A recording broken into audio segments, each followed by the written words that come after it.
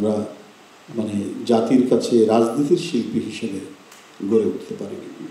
রাজনীতির যে স্বাভাবিক গতি প্রকৃতি এবং এর যে সৌন্দর্য, সেটা স্বাদ আমরা গ্রহণ করতে পারি না বা মানুষ গ্রহণ করতে পারে না। অবশ্যই একজন রাজনীতিবিদ, তিনি যদি প্রকৃত রাজনীতিবিদ হন, তিনি একজন শিল্পী। তার কথা বলার ভঙ্গিমা, মানুষকে আপন করে নেওয়ার যে মিথস্ক্রিয়া, সেটা জানলে পড়ে, সেটা জানা থাকতে পড়ে সাধারণ মানুষ, জনগণকে নিয়েই তো আমাদের কাজ, এটা জনগণ আরও মুগ্ধ হতো, কিন্তু সেটি নেই। যার কারণে আমরা মানে জাতির কাছে রাজনীতির শিল্পী হিসেবে গড়ে উঠতে পারিনি। যেভাবে বলেছে আমি আসলে তা নয়। কবিতা বা শিল্প বা কি বলে যে পেইন্টিংস, আর্ট, অন্যান্য যে শাখাগুলো আছে, এটার সাথে এমনি একটা ভাষা জ্ঞান আছে, কিন্তু অত গভীরে জ্ঞান নেই। এস এম সুলতান সাহেব সম্পর্কে আমরা বিভিন্ন পত্র পত্রিকায় যা পড়েছি বা তার সাথে ঘনিষ্ঠ যারা ছিলেন তাদের কাছ থেকে যা জেনেছে, সেটা আমার কাছে মনে হচ্ছে যে একেবারেই মৃত্তিকা ঘনিষ্ঠ একজন শিল্পী। তার বিশাল একটা কর্মময় জগৎ তিনি অতিক্রম করেছেন।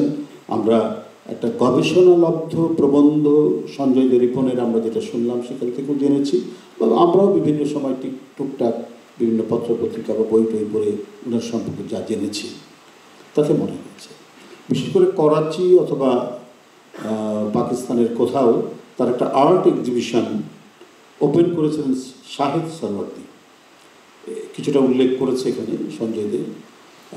সেটা ওপেন করেছেন তিনি তখন পাকিস্তান পাবলিক সার্ভিস কমিশনের চেয়ারম্যান বা যেতে কিছু, যতটুকু আমার মনে পড়ে।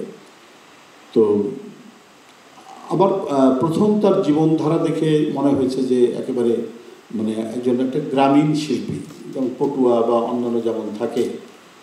কিন্তু যখন শাহিদ সরওয়ার্দী ওনার আর্ট এক্সিবিশন উদ্বোধন করেছেন, যে ব্যক্তিটি লেনিনের সাথে ফাইট করেছেন, তর্ক করেছেন উপনিবেশবাদ নিয়ে, এবং তার সাথে এম এন রায় ছিলেন, এম এন রায়, শাহিদ সরওয়ার্দী পরে কলকাতা বিশ্ববিদ্যালয়ের ফিলোসফির শিক্ষক, এই মাপের একজন বুদ্ধিজীবী এস এম সুলতান সাহেবের আর্ট এক্সিবিশন উদ্বোধন করছিল, তাহলে তো উনি তো চারটিখানি মানুষ না।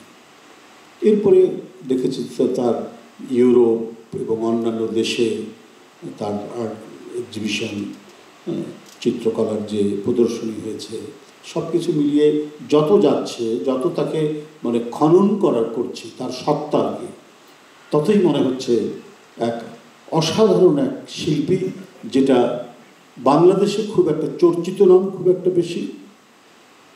তার বিষয়ে যারা শিল্প সাহিত্যের চর্চা করেন তারাও যে খুব বেশি একটা অনুশীলন করছেন তেমনও নয়। যবনিকার অপর প্রান্তেই তিনি বেশি থাকছেন বলে আমার কাছে মনে হচ্ছে।